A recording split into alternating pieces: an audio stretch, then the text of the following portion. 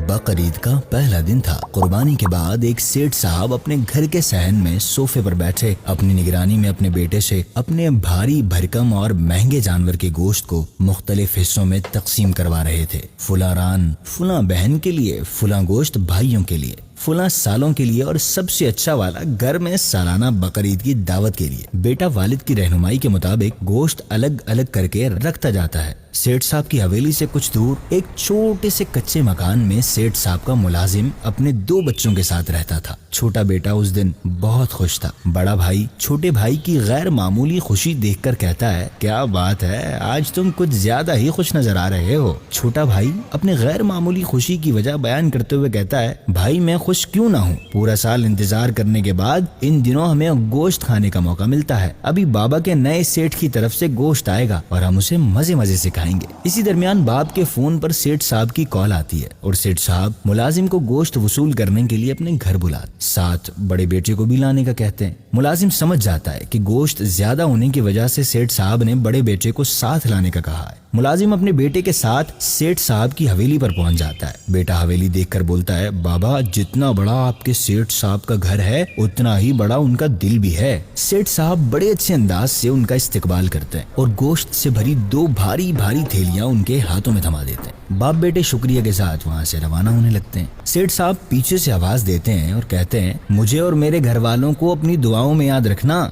मुलाजिम शुक्रिया अदा करते हुए बेटे के साथ वहाँ से रवाना हो जाता है। अपने घर पर पहुँचता है।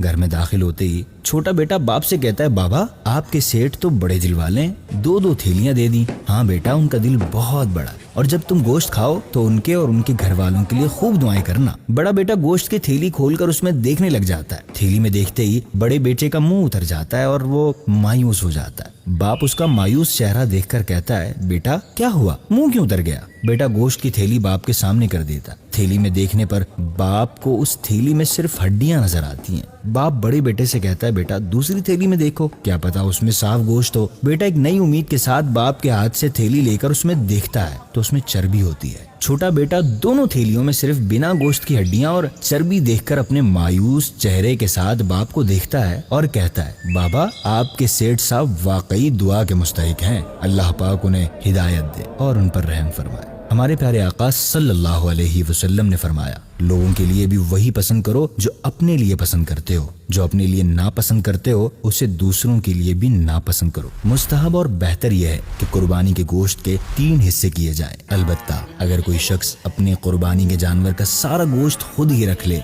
तो उस पर कोई गुनाह नहीं, लेकिन याद रखें कुर्बानी का मौका अल्लाह पाक की रजा हासिल करने का बेहतरीन मौका है। मुस्तहिकीन में गोश्त तकसीम करके अल्लाह पाक की रजा हासिल कीजिए।